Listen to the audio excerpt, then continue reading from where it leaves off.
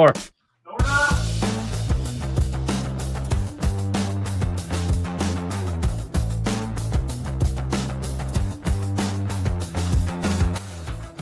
Hey everyone, how you doing? This is Ahman Green, Green Bay Packers all-time leading rusher, and you're watching Packers Total Access Live, your daily source for Packer content. Go Pack, go!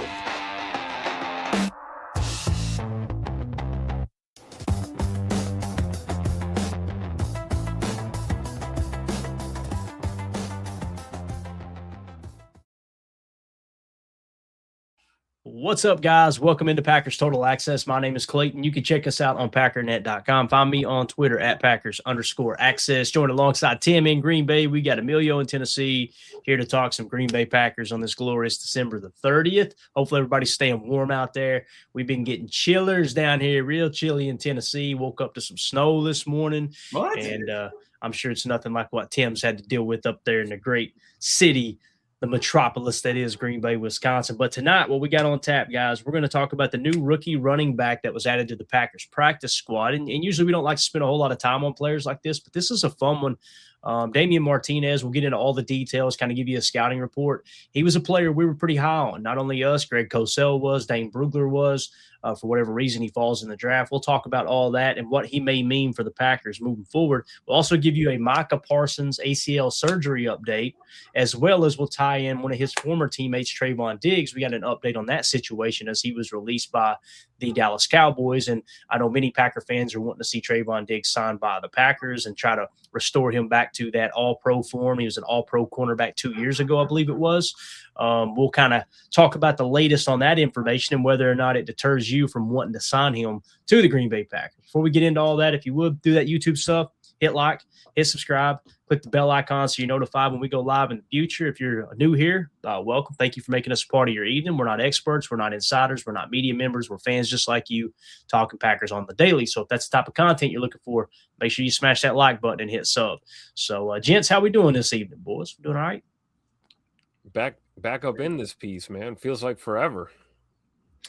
We got Emilio up in here, talking some ball. Yeah, it's been a minute. I'm glad to be back, man. Miss talking with y'all. Yeah, definitely, dude. Glad to have y'all in here. Let's get into it. Wait, what?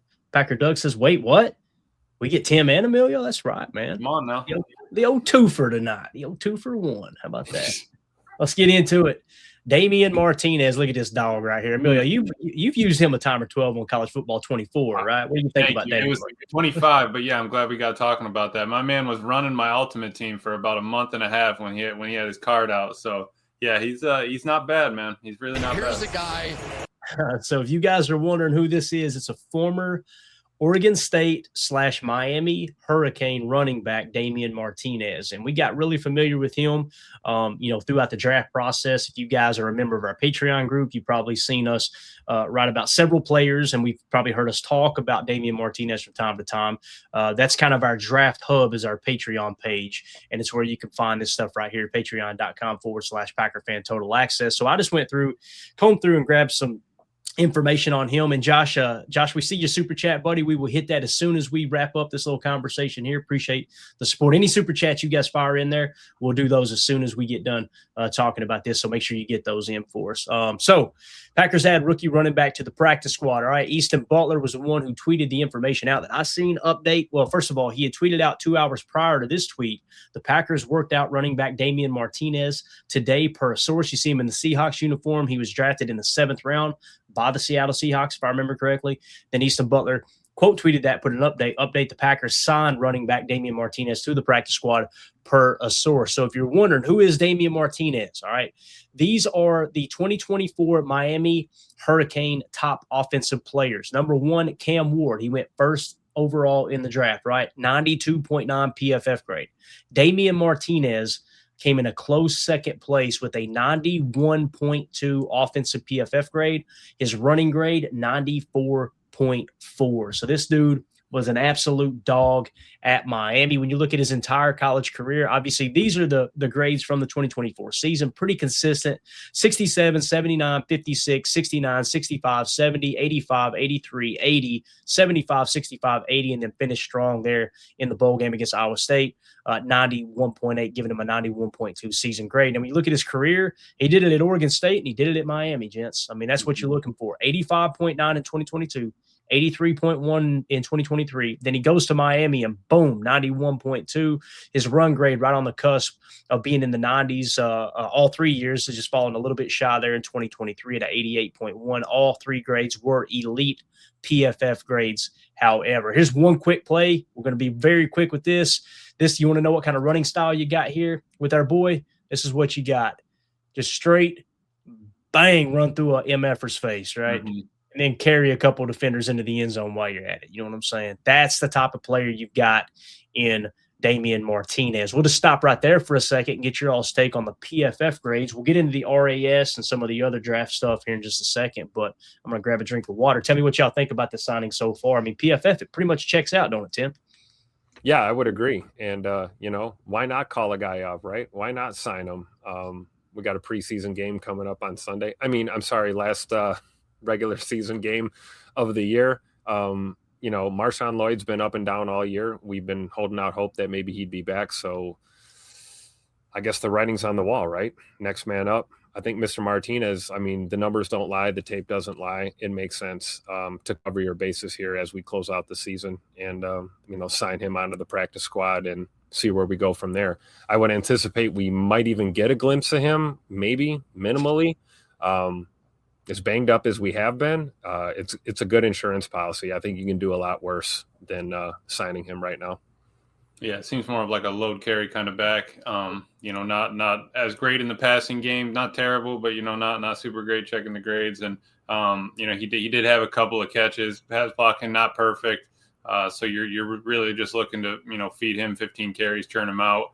Reminds me maybe like a James Starks. I don't know, and then you're just grabbing a couple of fellas out there. So. The only thing I didn't like about James Starks, he went to a crappy school. Dude, I know it. They had a bowl as their that's crazy. But no, I really don't. I don't mind it. It's tough. It's completely different than a Marshawn Lloyd kind of guy. So even if they do whatever they might have faith in Marshawn still, whatever. But you're just looking to kind of get a ground and pound sort of guy in there, which is perfect.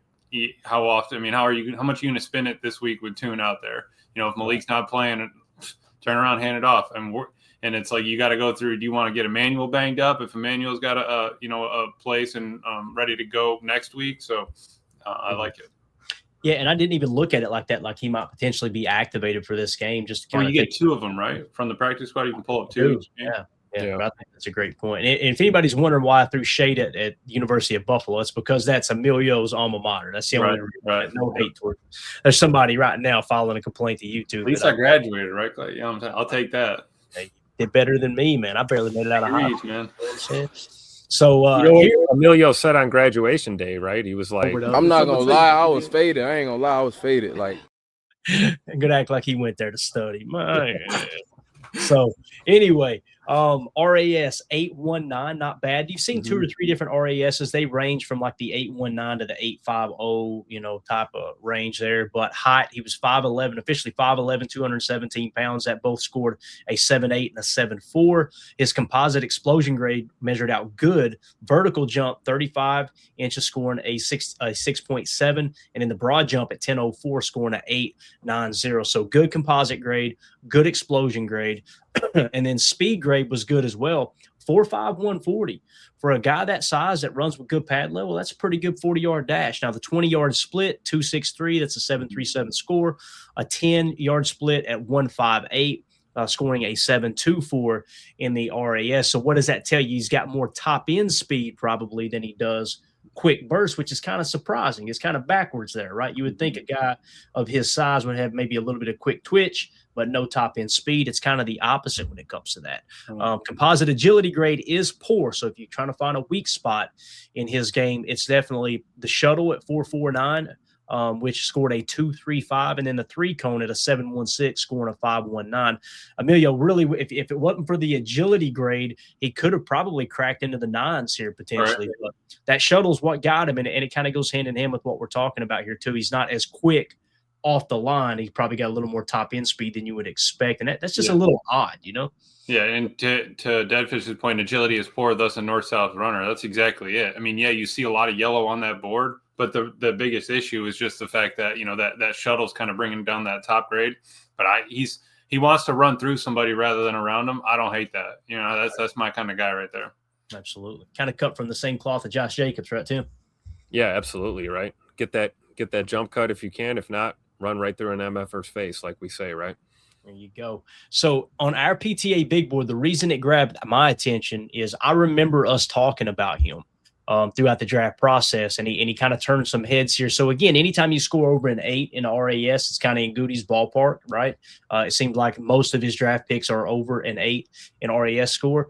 Now, he was 110th on our PTA big board. Now, what does that mean? Now, notice his grade is a 102.5. That would suggest he's worthy of a 102nd pick, although he landed in the 110 spot on our big board. I mean, that what you're saying there, guys, I mean, I'm no mathematician here, but you got 32 teams in the league, right? That would put him somewhere around the 4th round. Am I right? Early 4th, late 3rd. You could make a case for for both sides there, right? And you see some of the names that he's surrounded by on this big board here, right? You got like Will Howard, obviously a quarterback at Ohio State, slightly above him. You've got people like David Walker. I know he was creating a lot of draft buzz, edge defender out of Central Arkansas. Mm-hmm. Zy Alexander. Noah Williams has been a crazy good corner. He's been a great corner this year, like pickup. Like all 3 Cal secondary players were big pickups.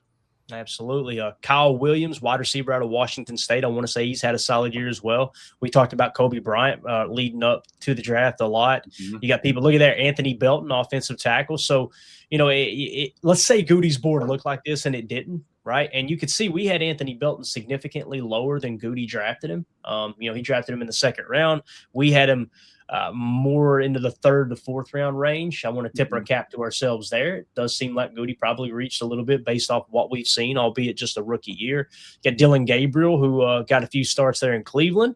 Aeneas Peebles, we talked about him quite a bit. So Pat Bryant down there from Illinois as well. So again, just to kind of give you an idea, of ballpark range of where he's at. Now let's talk about Dane Brugler's scouting report of Damian Martinez. He had him listed at 6 foot 217. All right. 3rd-year junior, 1-year starter at Miami. Martinez became the lead back and offensive coordinator.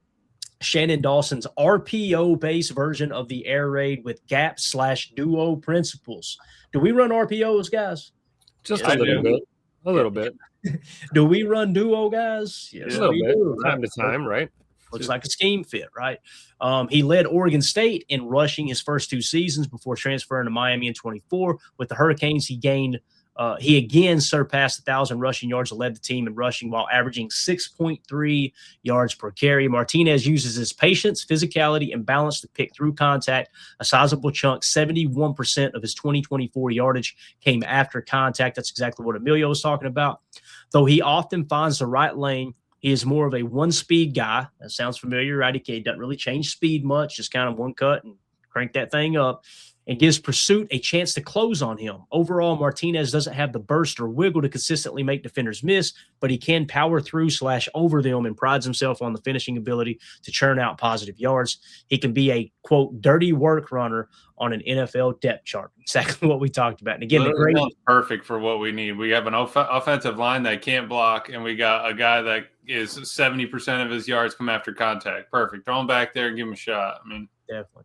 And Dane Brugler had a 4th round grade on him, which is right there in that range where we had it, right? So here are his strengths. Good size runner and physically strapped together, bruiser ball carrier, and leaves tread marks on backs of defenders. Gotta love that. Plows through half-hearted tackle attempts to move the sticks. 37.5% of his 2024 carries resulted in a first down or a touchdown. That's awesome. Pad level needs to be better, but constantly falls forward. And because of power, momentum he creates. coordinated footwork for a power back to stack cuts, takes a lot of contact, but does a great job covering up the football. He had 0 fumbles in 2024. Frame and base strength to develop as a pass blocker. Best pass protecting back during the Senior Bowl practices. So, Emilio, we looked at that grade. Yeah. It looks a little rough, Yep. and it looks like he checked that box in the Senior Bowl. So and that's why you go to that thing. I mean, because who they do with who's the guy from North Dakota State? They put him on every spot in the line, right? And then you ended up at center. It's like, all right, cool, good to know. Yeah. Durable. NFL scouts say football is important to him. That's a huge factor there. He loves the game, obviously. Averaged more than 6 yards per carry in each of his 3 college seasons. That second to last statement, Clay, that NFL scouts say football is important to him. That is what DJ and Buck have been just drilling this whole, like, as they've come into this offseason, I think that's what they're going to try to build on this coming draft season is like, how can you tell if a player cares about football, cares about ball enough to take this to the next level, to this be their job moving forward?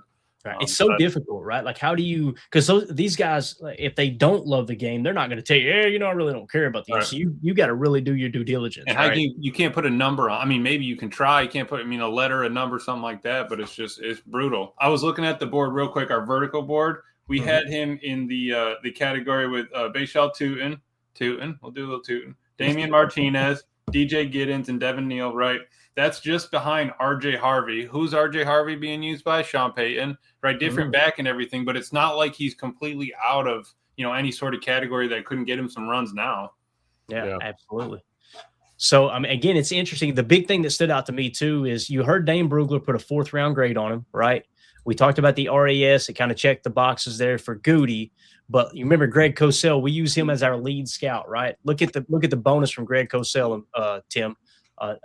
5-point bonus, a max bonus from Greg Cosell. Greg Cosell loved this dude. I actually tweeted that out earlier. I tagged Greg Cosell in the tweet and said, specifically remember Greg Cosell loved Damian Martinez. Yeah. He retweeted it out too. Did he? Yeah. We need to get him on the show, Clay. Let's call up his agent and figure that out. If it's +5 for him, it's +10. There you go. Absolutely. Dude knows football, right? And let me just say, Tim, the category behind him would be Jaquavius Marks all by himself. Behind that is Jarquez Hunter, Kyle Monangai, Trevor Etienne, and Ollie Gordon II. Those are two vertical tiers below where we had Martinez. So I don't hate the pickup. Neither do I. Especially in that company, right? Love it. Right. Absolutely. All right, so there you go. There is the full scouting report on the newest Green Bay Packer, Damian Martinez. If you're watching this video back later, let us know in the chat how you feel about this pickup. We want to hear, do you think it's a good pickup? Do you think you'll even see the field? I don't like to cover these guys a lot because, like I said before, sometimes they don't even make it to the field. Somebody picks them up off the practice squad. You kind of feel like you're spinning your tires and wasting time, but this is one that really popped. If we had a 6th or a 7th round grade on him, I probably wouldn't even be talking about it. But the fact that he was right there on the cusp of being a 3rd round talent really, really grabbed my attention. So let us know in the comments what you think about Damian Martinez. Make sure you hit like, subscribe, and click the bell icon so you're notified when we go live in the future. All right, Coach Lynn has a question here. Who drafted Martinez again? It was Seattle, right, guys? Am I thinking right? Yeah. Okay, 7th round pick to Seattle, yeah. And they're having a pretty darn good year, right? So the fact that he's not on their roster anymore, some people would say, oh, he wasn't that good. They let him go. I mean, they're one of the best teams. I think they are the number 1 seed in the NFC, if I remember correctly. So let's go to these super chats real quick. Josh Mahoney, I hope I'm saying that right with the super. Thank you so much. Do you think we need to be more aggressive on defense? Saw a stat where we were last in plays per drive on defense. Can't seem to get off the field. When I watch the tape, Josh, I don't find myself going, boy, we got to blitz more. Man, we got to play more press man. I find it the opposite. When we do blitz in a situation, I'm like, why did we blitz there? We were working just fine, and we give up an explosive to give up a 1st down. And same thing with man coverage, which you guys are tired of me talking about it. It just seems like almost every time we give up an explosive, we're going, what was the coverage? It was man coverage. That's, to me, when I hear aggressive, and maybe I'm taking his question out of context a little bit, I'll get you guys' opinion. But when I hear aggressive, I think 2 things. Aggressive man coverage, right? Like press man, mirror match man, and maybe with just a single high safety or maybe even a goose up top, or you're firing a zone blitz as opposed to dropping 7 into coverage. I feel like it's kind of the opposite of not being being too aggressive is, I guess, what I'm trying to say. Yeah. I guess it's how you define it, right? What does, being more aggressive mean? And I lean towards your take on it, Clay. Press up, exotic blitzes, rushing more than 4 or 5. That's aggressive to me. So I would answer that question with no. Please, God, no. Don't get more aggressive. We've already seen some of those, third and fourth down man coverage looks, and we're getting lit up. It is what it is. You can get away with man here and there, but not on a regular basis. And I think it's come back to bite us more than once in crucial moments. So I would say no. I don't think we need to be more aggressive. I think guys need to stay in their gap and play their assignment.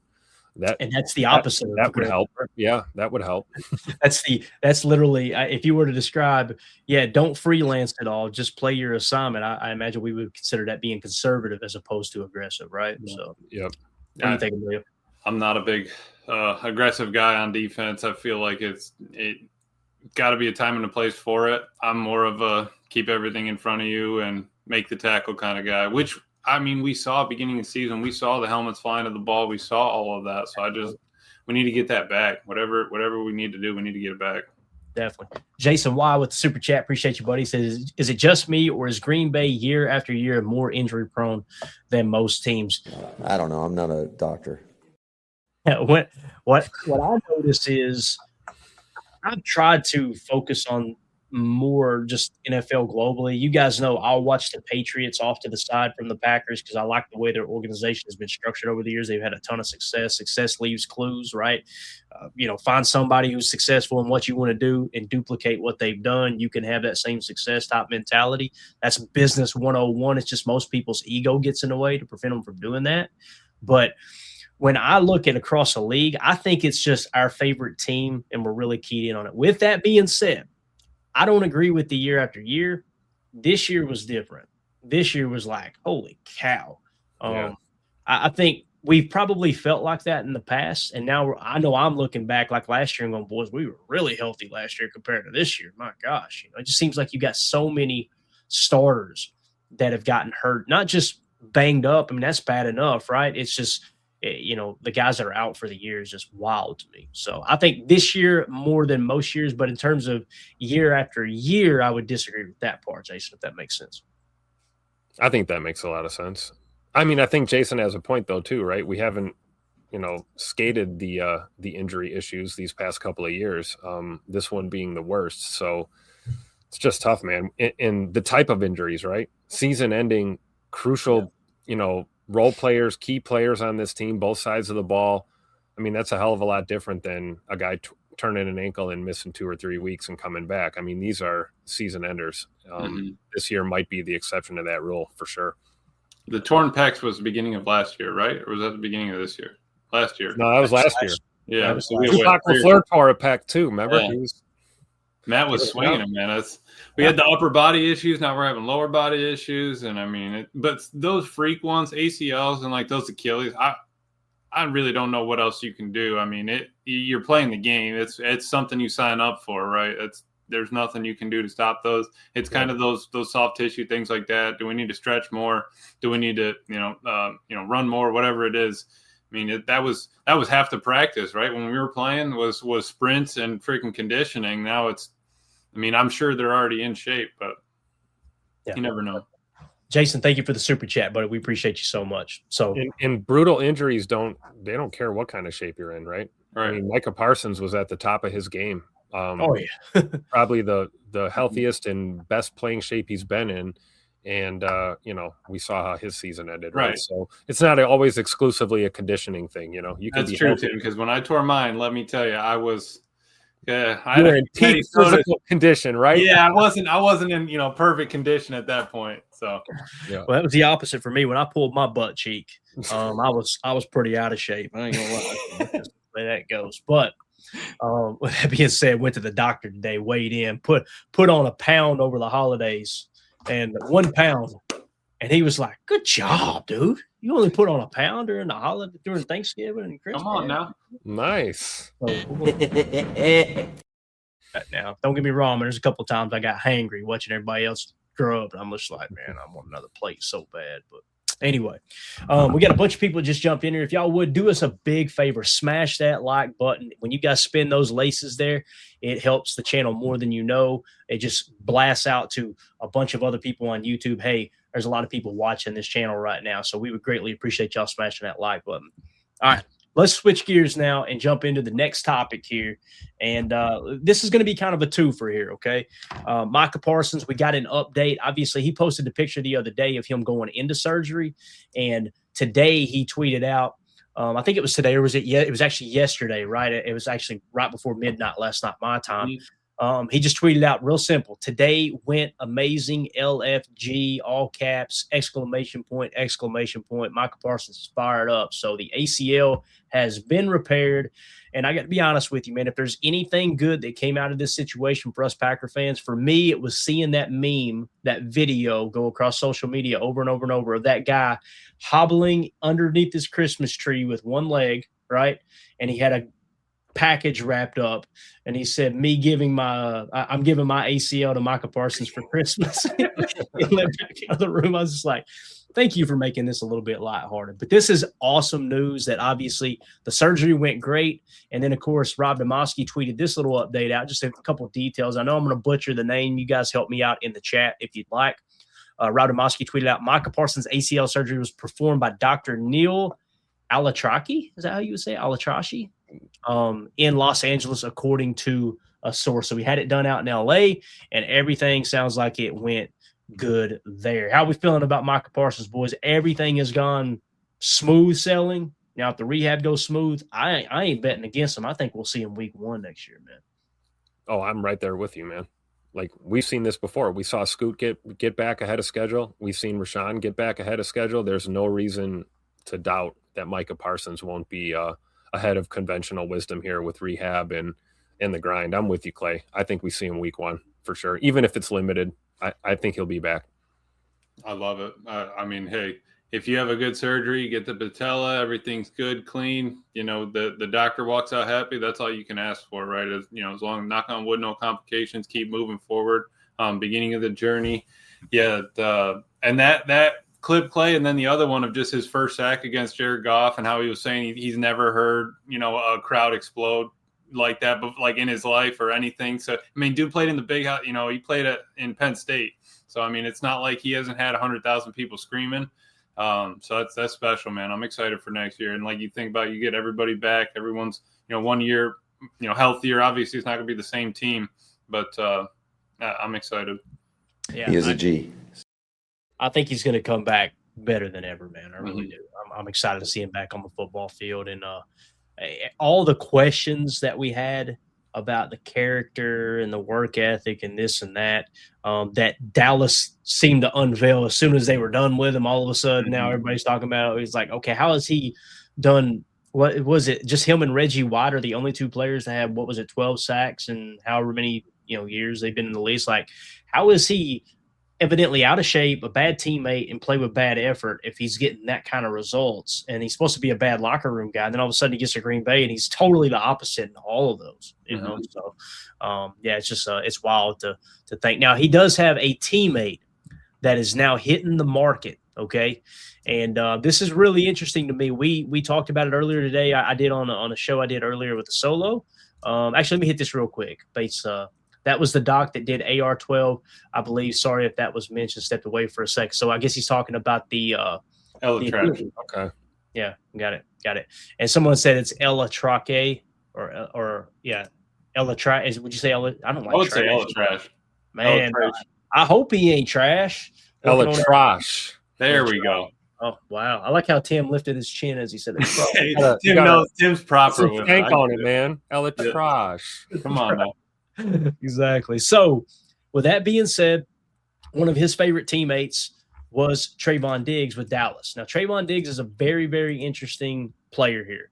I'll get your all's take on his performance up to this point. It sounded like it will probably be somewhat of a minimum contract if a team were to go grab him. I want to say $450,000 because of the guarantee. I don't know all the details on the contracts. Probably shouldn't even speak on it, but nonetheless, he is available. However, why is he available? Right? We were trying to get details on the report earlier today. It's kind of weird that the Cowboys would just cut bait as quick as they did. Was there something going on? There was a statement that was somewhat released. I can't remember who released it through the media, but it was like basically a source within the team building said that it wasn't one thing. It was a culmination of multiple things, is essentially kind of paraphrasing, right? Well, here is Jordan Schultz with the report. He tweeted out earlier tonight, and I'm just going to read the whole thing. It's a little bit lengthy, but I think it's worth the read. My understanding of the Trayvon Diggs situation is this. After the Cowboys finished their Christmas game versus the Commanders, Diggs requested head coach Brian Schottenheimer with Brian Schottenheimer to stay in Washington for the holiday since he's from the area and his family stays there. Players often ask for and are usually granted additional family time during the holidays if the schedule makes sense. Dallas played Thursday. Schotty denied the request. Diggs again said he wanted to be with his family and that if he went back to Dallas, he'd just be flying right back on the first flight out, especially with players having several days off. The team vehemently denied his request again, and then today the team released him. Diggs is healthy and ready to join a new team for the playoffs. I'm kind of indifferent on this, man. I want to get your all's take on it because is it a good look that a player doesn't want to fly back with the team? It's not a good look, but at the same time, I have heard of players doing this in the past, and the team will just say, "Yeah, we'll let them stay. We're going back just to break anyway, right?" Right. So, and listen, put yourself in Schottenheimer's shoes here too. He's trying to change the culture in Dallas. That thing's a dumpster fire right now, right? So I can understand his stance of wanting him to come back. But this isn't what I expected. The only thing that I'm still a little bit concerned about is the report that said it wasn't just one thing, this thing. It's multiple things. So maybe he started trash talking the team or something once they got back or, kind of trash talking Schottenheimer. I want to get your all's take on it now that we got a little more details here. What do y'all think? My question would be, did Diggs ask for a release and they granted it, or did they just release him? It sounds like they just released him, but I'm not 100% sure, right? That's what it seems like anyway. Right. Well, then I'm with you, Clay, because like you feel for the guy, right? Hey, we're in Washington. I got family here. We're not reporting to the facility for a couple of days. Can I just stay? No. Well, I'm going to fly to Dallas, jump off that plane, and jump on another one back to DC anyway. What's the point? So I feel for Diggs, but to your point, Coach Schottenheimer's trying to change the culture there. Clearly, there's been some issues down there in Jerry World, for a while. And if you don't want a precedence in your locker room that anyone gets any kind of special treatment or special privileges, then yeah, get your ass on the team plane and fly back home with the rest of us, and go about your holiday break like everyone else. But either way, you're right. I'm kind of in the middle. I'm kind of indifferent. It kind of is what it is at this point. I will say this, for the portion of the fan base that is chomping at the bit to sign him right now. Granted, we need help at corner.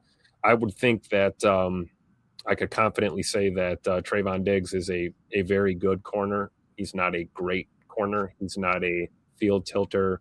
Oh my goodness, sign this guy immediately type of guy. So if he hits the market, great. I don't know if we have to jump and throw the bag at him right away necessarily. Yeah, no, definitely. I mean, shoot, I did it in high school. I wasn't riding back on the bus with the team. If the Reds went to the game 2 hours away, I'm hopping in the ride. You know what I'm saying? What a selfish bastard. unless you got subs on the bus, with cookies and stuff, then all right, I'll take the bus ride home. But no, I get it. But that's got to be it though, because he was injured earlier this year, wasn't it? That he was banged up, or it was the end of last year. So he's maybe, they just needed one good excuse to get rid of him, and they said, hey, I'm going to put our foot down on it. But if it's just that specifically, I don't know. I probably would have let that ride. And it's an interesting comment from Coach Lynn. He says, this was calculated. Diggs been wanting out all season. I kind of got the vibe there too, Coach. Some people on social media, like it's just like it's been building up, and that matches the report coming out of, obviously out of the team facility. But I don't know, man. I want to get everybody's take on it. I'm glad we, have a little conversation on it. Let's see what the chat's saying here. Alan in the chat said, I'm a family guy. Why not? So he kind of agrees with Emilio, unless there's cookies on the bus. Let me go about my way, right? Joseph in the chat says, I have no issue with Diggs on that specific item. Bad look on Dallas. It's petty. All right. So he sees it that way. Alan comes back and says, what was Diggs's PFF grades? We'll hit those in just a second, Alan. We got those actually. I got a quick reference to those. J. Cole, if anything, we should have learned not to trust everything coming out of Dallas. Very well said there. I would agree with that comment for sure. Let's see here. Tony in the chat says, and if Parsons is trying to get him, I respect Parsons' choice. I agree with that. And you know what, man? You can talk about getting a player that would be motivated to play with an old teammate. There might be a little extra spark there. I don't know. Again, I know, and you notice I haven't mentioned Stephon Diggs in this whole situation. I'm hoping that is just something that's separate, right? You guys know what Stephon Diggs is going through right now. If what he did is true, it's pretty crappy on his part. However, if the accuser's lying, it's pretty crappy on their part. I like to imagine that Trayvon and Stephon are their own different people, right? But it was just odd, as I said earlier today, that the day that report comes out with Stephon, right, all of a sudden Trayvon's releasing. It's like, whoa, what are those tied at all? I don't believe they are. Have y'all heard anything else on that by chance or no? Negative. Packer Doug. My bad, man. I'm sorry, Tim. Packer Doug said, Stephon's under investigation, right? Allegedly accused of some things. NFL said they are also monitoring the situation. Sources say Trayvon may have been involved. Well, what are those sources? That's what I'd like to know. Yeah, that's Packer Doug. If you've got any info you can share on the sources. Yeah. Otherwise, he's just guilty by association, and that's not fair, right? If you guys are wondering what the allegations were on Stephon Diggs, his personal chef said that it was something to do with pay. There were some screenshots of some text messages released. They're claiming that Stephon Diggs, I guess, didn't pay him. They had an altercation.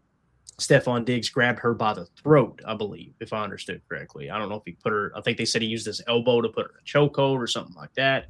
Now, he's vehemently denying that.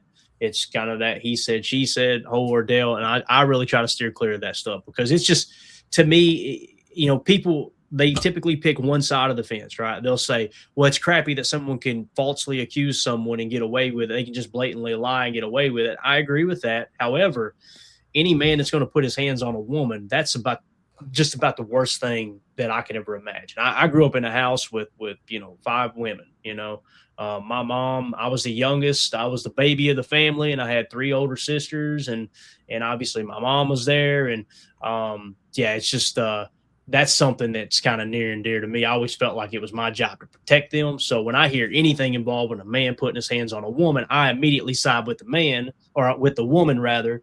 And most people will go, hey, let's wait till the details come out. And it's definitely a flaw in my character to just assume the worst right off the bat. So try to steer clear of having conversations about this. I know there's been several things that's happened in the past with sexual assault allegations, things like that. So it's a tough situation all the way around. But again, that's why they're investigating, right? Because we don't know. So you investigate, and if you verify something, it's a different story. Right now, it's just allegedly, right?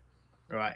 And with that being said, the reason I said all that is I don't see how Trayvon would have been involved with that. He's in Dallas. Stephon is in Buffalo. And then it was a personal employee, essentially, of Stephon Diggs. I don't understand how that would have had anything to do with it. It's kind of what J. Cole was saying, right? Like, and again, if there's sources out there, throw them out.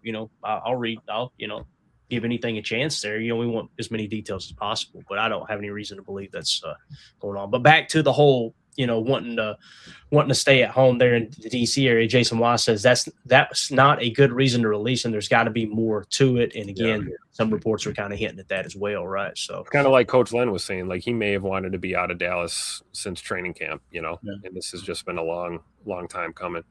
Yeah, Ron Samuel in the chat says, if you hate Nixon freelancing, you will really hate Diggs. Yeah, I don't know enough about Diggs' game. I haven't watched any of his tape, so I don't know, if I would feel that way after watching his tape or not. If that's the case, Ron, you're right with me, bub. If anybody, I don't care what position you're playing. If the goal is, I'm just going to do what I want to do on this play, the hell with what the play call is, that I'm telling you. You might make a flashy play here or there, but boy, it's going to bite you in the rear end more often than not. If you do that, you're going to get your ass kicked in that. That's exactly right, Coach. You said it best. So some of the information we hit earlier, I want to get your all's take on this. Forget all the allegations, right? Let's say that Trayvon Diggs is upstanding citizen.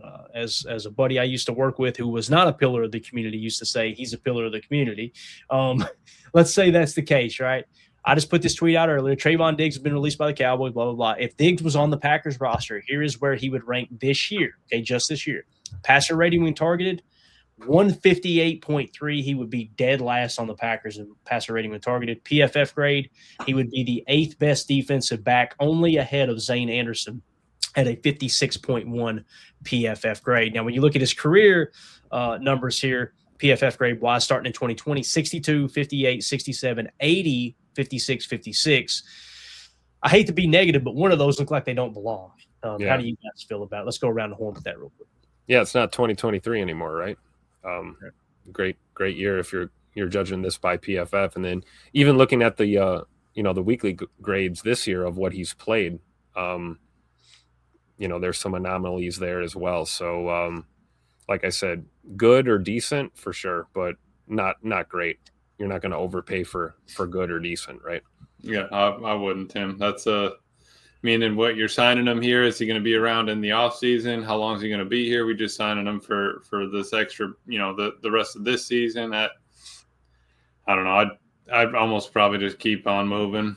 And we run a lot of 3 safety set. I feel like we lean on safeties a lot more than we lean on corners anyway. So J. Cole says he wasn't the same after the ACL tear, so evidently did tear his ACL. Is that correct? Yeah, no, I remember because they were talking about it on the Love of the Star about him coming back, and I wanted to say it was last year coming into this year he tore it. But this is a great point right here. Bates caught the numbers. He said 2022 was his best year. 2023 he only played 2 games, I think. So he tore the ACL in 23 then? I guess so. Yeah, because he had a bunch of picks. Then he got hurt the year after that. Then I think he came back this past year, and he's kind of been hit or miss. Got it. So in 2022, his PFF grade was only a 67.6, although he did earn All-Pro honors, which you get a bunch of interceptions. It's kind of a shoe-in. Okay, You're going to make All-Pro, right? And sometimes those numbers, to be honest with you, can be a little misleading. So thanks for pointing that out, Bates. I didn't even look at the snap count as he's talking about there. 101 snaps in 2023. And he only played 683 in 2024, right? So, and then this year, of course, he played weeks 1 through 6 and then was out until week 16. So I remember. Bates is on it. He's got it. Tore week 3 in practice, 2023. There you go. Thanks, Bates. Thank you, Jamie. Appreciate you. So there is all the updated information on Trayvon Diggs and, of course, his former teammate Micah Parsons. I do like that people were saying in the chat, hey, if Micah clears it, I'm good with it, right? Yeah. You got to be a little bit careful with that. But, here's the other thing. We were talking about where he would rank on the team. Well, Kamal Hadden was like one of the top PFF grades, and he didn't play a whole lot of snaps this year. Well, he's gone for the year, right? Nate Hobbs has been banged up. I heard somebody say we're down to 3 corners on the team. I didn't realize that. Are we really down to 3 healthy corners right now? If that's the case, I'm not saying you should sign Trayvon Diggs to bring him in like this is going to be your number 1 corner, but you are banged up enough to kind of justify bringing someone in who has played pretty good football in the past, albeit just 1 All-Pro year. But again, back to what Ron was saying in the chat, if you get those picks by freelancing, that's not a positive, right? Yeah. Well, the team kept him around. They did, but they haven't now. So maybe that's a part of that decision and why they made it, I don't know. But any other thoughts y'all got on that? Yeah, that would be just to that point, Clay. Wouldn't you maybe want to go back after if you can get your hands back on like Micah Robinson or somebody that you've already had in through off season, even if it was last year with Hafley, bringing a corner that we've had in through that amount of time, just so that because the way Hafley coaches it, teaches his defense, I feel like he's expecting X, Y, and Z to happen when he makes a play call, and when it doesn't, then we're SOL. So I feel like that's I would almost kind of lean on looking somebody that we've already had in here before, bring in a more of a practice squad kind of guy, and then go from there. Got it. Kalen King. Thank you, Tony. That's a name I couldn't get it on my mind. We got. Oh, there you go. Coach Lynn's got a Clay for you. Valentine, you want your boy back? See, that's the thing. That's like what Deadfish is saying, right? They let Trayvon go, but they kept Corey Valentine around. So, who are they more confident in as a corner, right? Right.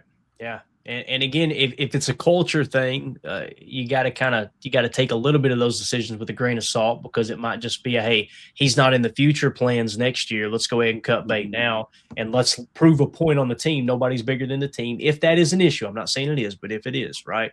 I can think of other players. I would rather, me personally, than bringing on Trayvon Diggs. Now, again, a minimum contract, that's different, right? You can justify that, bring it in, and then if it don't work, cut them, and you're off the hook. You're not on the hook for anything. But there's a ton of players on our draft board, right? That was on Goody's draft board that are probably still available out there that maybe he had a 6th or a 7th round grade on, and they're undrafted free agents, so they've been cut by the team or whatever. Probably bring those guys in quicker. And there were some tryouts, if I remember correctly, today too, at the cornerback position, defensive back position. So they did bring, a couple of guys in. So I think they're probably going to go that route rather than that. But like, if you're going to go with a veteran, right, like a Trayvon Diggs that's underperformed here recently, someone like Stephon Gilmore is more interesting to me, because he has played elite level football. This guy was the defensive player of the year one year. The problem is he's 112 years old, right? But more likely to sign for a vet minimum than maybe Trayvon Diggs, right? 35 years old, and I don't think he has not played this year, right? So, yeah, there's nothing in 2025. You see the blank slate. It looks like Emilio's W-2 there right out of college. You know what I'm saying? So, so again, his last year in the league is 63.9. Is that great? No, but you do get kind of a veteran presence, someone who's played at an elite level. He did play in New England. I imagine what was his last year in New England? That was 2020.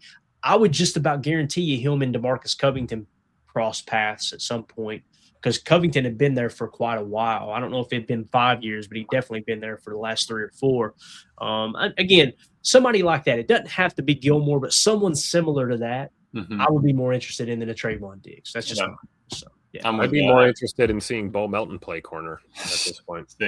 You know what, Tim? That if it keeps him from playing receiver, I'll be okay with that. And that's not a knock against Bo. It's just I'm so sick of these like 4th down, 4th quarter throws. Somehow the ball makes its way to Bo, and I'm like, it ain't his fault, but like, can we not get the ball to, I don't know, Matthew Golden? Could we not get it to, I don't know, Christian Watson with the game on the line rather, you know what I'm saying, Romeo Dobbs with the game on the line? I don't know, man. That's been a little bit baffling to me. Cheese curds make my stomach hurt all the time, but I do eat them though. Jaco said, I thought he retired. I think he did, but obviously, as we learned with the Brett Favre saga for 3.5 decades, it felt like he was going to retire every year and kept coming back. So you think God never farted? Go grab someone like that, right, and bring him in for a chance. Yeah, the only thing Diggs has going for him is that he was drafted in 2020. Like right now, I'm more with you, Clay. Give me a vet that's ready to take a vet minimum, or give me a practice squad kind of guy that's just going to come in. It's not like he's going to go in there and play 55 snaps. Right. And I don't think they're just going to drop him in there and be like, all right, you're starting out there. I need you to know the cover 3 call, the cover 4 call, the 6 call, the spur. I just don't see that happening. Yeah. And Jaco says, man, Bo needs to stay on special teams. He's great on special teams. And listen, when he's making catches, when he caught that touchdown pass a couple weeks ago, Tim, I came up off the couch. I was so excited for him because he's a great dude, right? He gave us one of our best sound bites ever for the show here. But again, I feel like, yes, he needs to be on the roster. I don't care for him getting targets either. It's just with the game on the line, how does it always end up being him here recently? I just don't. It's a little bit baffling to me. Yeah, that one drop where it hit him in the chest right past the 4th down line. I mean, that one stings, right? That's that one and I know the game last week, it's Clayton Tune and this and that, but that was one that hit him, bounced off and got picked off too. So it's like, again, I don't blame him as much because he's not a receiver. He's a cornerback that they converted to receiver. He's kind of a jack of all trades, master of none type thing. And he's willing to do whatever the team needs him to do. That's a credit to him. This isn't a way to dog him. I'm just, so. I like what Packer Doug's saying. Guys, the Bo Melton as cornerback is the best psyop in the history of the NFL. I mean, it's kind of true. I mean, how much corner have we seen Bo Melton play? That's so true, man. Little to zero, right? It's gonna be that. What was that movie with Sinbad that everybody said that they saw and it ended up being like, no, that was never a movie. Everybody, like the Mandela Oh, yeah, effect. he was like a genie or something. Yeah, was it Shazam or something crazy? And I think we brung it up on the show before, or I might be having a Mandela effect right now. I thought it was Kazam. I've been watching. Wait, no, Kazam's the one with Shaq, right? You've been hanging around Jacob too long, Clay. I've been watching O.J. Simpson conspiracy theories. That's what I've been doing. That's what I do when I'm sick, boys. I pop the Dayquil and I sit back and watch. By this time, I'm convinced that O.J. tried to save their life. He didn't. Do the murder. Yeah, Kazam. There it is. Right. So that's what you get here on PTA. Andy's gone through 5 rolls of aluminum foil since Clayton's been sick. He's been hiding it from me. You kidding me, dude? I've got it on Lincoln downstairs too. He's watching it with me. You know what I mean? All right. If you guys are watching this video back later, I don't know why you are. You're probably disappointed that you did, but we greatly appreciate it. Let us know in the comments. How do you feel about Micah Parsons' update? Do you think he'll be ready for week 1? Do you think it'll be a little closer to maybe week 3 or 4? And also, would you sign Trayvon Diggs based off all the information we just unveiled here today? Let us know in the comments if you would, how you feel about that. And just disregard what Joseph says here. He says this show sucks. We all know that, Joseph. Okay, you're preaching to the choir. So, yeah, let us know in the comments what you think about that. Make sure you hit like, subscribe, and click the bell icon so you're notified when we go live in the future. They're bringing it up. We're going to end the show with this. We got a few minutes here. Jay Cole says, I'm convinced OJ wasn't there.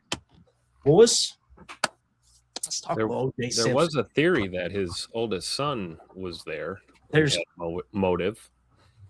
There's all kinds of theories, Tim. Let me tell you, Bub. I've been in it deep today. Okay, so there is a theory. I'm watching the viewers too. They're just going to sink out of sight. This is awesome. It's just everybody's just going to stop watching. So there's a scared money don't make money. That's right, man. There's a theory that his son did it. Right. There's a theory that there was a bad drug deal involved, in the mafia. There's a mafia tied to it. Mafia's tied to everything, right? They're tied to every conspiracy on the face of the planet. Don't worry, nobody's listening anyway. There's a bunch of different stuff. The thing that bothers me about the whole situation is looking back now, what is it, 30 years or whatever it's been? You can look back now and go, why didn't they check that? Why didn't they check? Like one of the things that did not get tested by LAPD, they had blood on those Bruno Mali shoes or whatever, right? That they never found the shoes, but there was blood on it. Why didn't they test the blood print there on like whose DNA was in the blood from the footprints walking away? And you go, what the hell does that matter, Clayton? There's blood on it. There's blood on it because there was 2 victims, and a lot of the conspiracy theories around this whole thing is, yeah, OJ went there. OJ was probably there. That's almost guaranteed. But was there someone else, right? And there's multiple conspiracies of who that other person would have been. Would it have been his son? Would it have been this guy? Would it have been that guy? Well, if LAPD never trampled the crime scene from the beginning and destroyed all the evidence, I mean, we might have had a chance to find out the truth. So with that being said, the one thing I was going to say here is if they would have just tested, they never tested whose blood it was in the footprints, that would have told you that the shoes that he allegedly was wearing, okay, he was in the blood of both victims, right? So anyway, Joseph in the chat says OJ was on the grassy. No, that's correct. So. What about the next one? Oh my God, this is the Glover didn't fit. We've been showing this meme all year long with Emilio and Travis Glover, right? And it's hilarious because I kept forgetting that was the whole Coldplay thing, right? Yeah. It's just like, okay, we just got a funny meme. And then the other day it popped back up on the time. I'm like, that's right. We did meme that from. Okay, but I'm just saying the quiet part out loud. We're missing Glover this whole season. I mean, our O-line has needed the man from day one. So I said he was going to make the roster, and you heard Goody say, man, we missing Glove. He's a grown-ass man now. And what pisses me off, Emilio. I finally get 2.5 minutes to talk conspiracy about OJ Simpson. You make it about Travis Glover. Yeah, well, I'll be honest. I wasn't even alive. I did have a white Bronco at the old man's salvage shop, though. That was pretty nice. That was pretty slick. Ran that thing. Maybe listen. You say you weren't alive. You could have lied about your birth certificate. Oh, you got a Bronco. Come on now. I'm just saying. Get the tinfoil. Yeah. And the other thing too was another one of the conspiracies was there was a serial killer named Glenn Rogers. I think he's originally from Kentucky. Surprise, right? So he was called the Casanova Killer, and he killed people all over the country. And evidently he claimed that he did it. and an investigator actually had a pay stub where he was painting houses in Brentwood at the time that murder took place. So that's J. Cole. That's who he was talking about. He said that's his name. So you could just go Glenn Rogers on YouTube, type in Glenn Rogers, O.J. Simpson. You'll get a couple of hits. Try to find one with a lot of views, and it's interesting, man. So I don't know. I'm deep into murder mysteries here lately. So yeah, Infamous America. I've watched that too, Turk. Yeah, so it's a great pod to listen to it. Rather, yeah. But all right, Jesse says crime podcast. I tell you what I thought about doing is, what if we added a new video on the channel? It doesn't have to be a live stream. The guys don't have to get involved. But what if we break down some of the maybe crime / mysteries in sports history, and football history? Like, I mean, there's some it's a good one to start with. Yeah, that's what. Yeah, exactly, Tim. Like, this is that's the one. No, not Building 7, Joseph. Stop it. Okay, you're gonna get Jacob. Jacob's gonna pop up like a genie in here. You said Building 7 immediately. So, Oh, we're gonna give him some. that's right. Packer Duck said never leaving this spot. So I thought about doing that, like just some little NFL, little quick little 12, 15-minute documentary thing on this, like who was the guy? Tim, you'll probably remember this. This was before Emilio was born, probably. For sure. Was it? I don't know why I remember this name, but Ray Caruth. Was he a cornerback that played for the Carolina Panthers that had his baby mama taken out? That sounds familiar. Yes. Yeah, there it is. Dave got it. Ray Caruth. Yeah, just stuff like that, right? So, Turk McGirt ties it all together. This season's been a crime. Amen. Dang. Jesus, Pete, has it been a crime? So, yeah. All right, that's it. Ray Lewis is another one. You're right. There'd be a lot of them. Wide receiver. Was he a wide receiver? I thought he was a DB. Wide receiver. Okay, got it. All right, that's it. This show sucks. We did it, and the viewers did drop. Surprise. Nice job. Yeah, it's the way it works, man. So, anything else, boys? Anything else? Oh, boy. Yeah, we need to get out of here before the chat keeps going. Hey, Ron Sample said. Wow, I love it. Yeah, well, yeah. Ron Sample said that New England tight end, that would be another one. Right now, I don't know if people would appreciate this type of talk on the channel, to be honest with you, but that would be one you can dive into as well, right? But 2-0 for this says Cobb killed the Bears a few times. Yes, he did. Love it. It's Randall Cobb again. It's awesome. I started Ben Holt. Oh, we got to hit it. I'm sorry. Ben Holt said I started a new job at a small learning and daycare center today. What a mess that is, man. One thing I will say, that whole conversation, that has kind of unified people on both sides of the aisle. I think the majority of sane people in the country look up and see that and go, that's where my money's going? Are you serious? Like, what is going on here? So, allegedly, of course. But anyway, we're going to get out of here before we lose more subs. Thank y'all so much for making us a part of your evening. Tim, Emilio, it's good to see y'all. Appreciate y'all being patient with me as we're trying to get a little bit better here. So, Bates. Blake Martinez sold me a fake Pikachu. It's true because Bates does work the cards. You know what I'm saying? I could have totally seen Blake trying to cheat that man. He's over there going, "The hell is this?" What the? That LaFleur picture up again, Tim. Bates is over like, what in the world? Closing one eye, taking a look at it. You printed that. You didn't print that on cardstock, man. That's like that paper mill crap. I want that Dunder Mifflin cardstock. There we go. All right, we're out of here, man. Seriously. Could be a crackhead that got hold to the wrong stuff. Everybody have a wonderful evening. Yippers. We appreciate y'all watching the show. We don't know why you do, but thank you. We appreciate you. Bye. That's all I got. Here we go. Bye, guys.